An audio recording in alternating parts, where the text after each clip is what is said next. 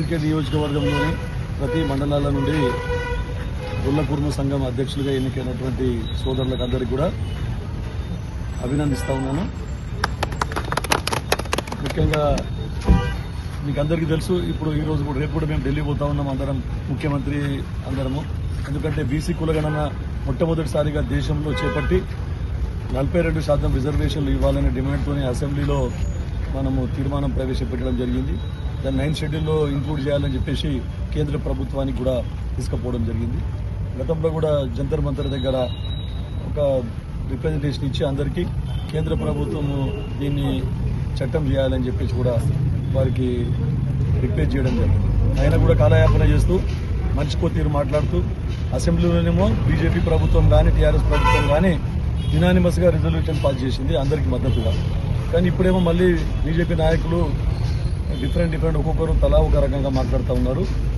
కానీ కాంగ్రెస్ ప్రభుత్వం ఎప్పుడు కూడా దానికి అన్నమాట కట్టుబడి ఉంటుంది. 9th షెడ్యూల్లో దాన్ని ఇంక్లూడ్ చేయాలని చెప్పేసి రేపు 6వ తేదీ నాడు జంతర్ మంతర్ దగ్గర మళ్ళీ ధర్నా చేస్తూ ఉన్నాం.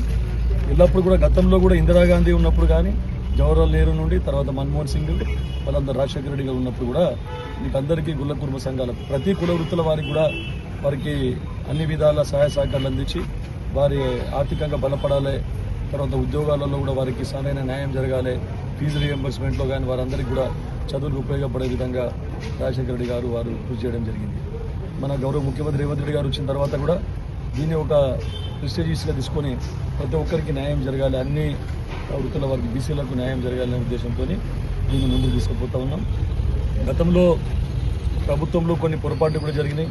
ఏదో ఆశ పెట్టేసి ఆ తర్వాత కేవలం కుల వృత్తులకే పరిమితం చేసి, కానీ ఇప్పుడు అట్లా కాకుండా ఈ ప్రభుత్వం కుల వృత్తులతో పాటు వారికి అందరికీ ఉద్యోగ అవకాశాలు కల్పించాలి, విద్యాపరంగా అన్ని అవకాశాలు కల్పించాలని చెప్పేసి ఈ ప్రభుత్వం ఆలోచిస్తుంది. మొన్ననే మీకు అందరికీ తెలుసు 60,000 ఉద్యోగాలు కూడా ఇవ్వడం జరిగింది. కాబట్టి ఎన్ని ప్రభుత్వాలు ఉన్నాయో, ఇప్పుడు కేంద్ర ప్రభుత్వం నుండి కొన్ని స్కీమ్స్ ఉన్నాయి, రాష్ట్ర ప్రభుత్వం నుండి కొన్ని స్కీమ్స్ ఉన్నాయి. మీరందరూ సెల్ఫ్ ఎంప్లాయ్మెంట్ కింద కానీ ఏ విధంగా ఏ స్కీమ్లు ఉన్నాయో ఆ స్కీమ్లన్నీ మీరు ఉపయోగించుకోవాలి. గతంలో గొర్రెలు ఇస్తామా అని చెప్పేసి ఫస్ట్ విడత ఇచ్చారు, 2వ విడత ఇవ్వలేదు. మళ్ళీ మన ప్రభుత్వం వచ్చినాకనే విడతల వారీగా కలెక్టర్ దగ్గర ఉన్న ఫండ్స్ అందరికీ ఎవరిది వాళ్ళకి మళ్ళీ తిరిగి ఇవ్వడం జరిగింది. వాళ్ళు అట్టనే దాన్ని డైవర్ట్ చేసుకొని వాడుకున్నారు. కానీ కొన్ని అయితే కలెక్టర్ దగ్గరికి వెళ్ళి డైవర్ట్ చేసుకుంటే కూడా మళ్ళీ తెప్పించి మీకు అందరికీ ఇంచుమించు అన్ని జిల్లాల్లో కూడా గొర్రెల సెకండ్ విడత గొర్రెల గురించి కట్టిన పైసలన్నీ కూడా మీకు రిటర్న్ ఇవ్వడం జరిగింది.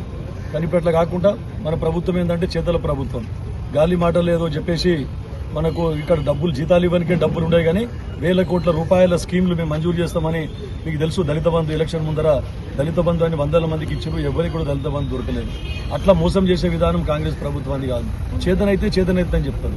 100 కోట్లు ఉంటే 120 కోట్లు ఒక 20% ఎక్స్ట్రా, అంతే 120 కోట్లకే పనులు కానీ స్కీమ్స్ కానీ ప్రతిపాదిస్తారు.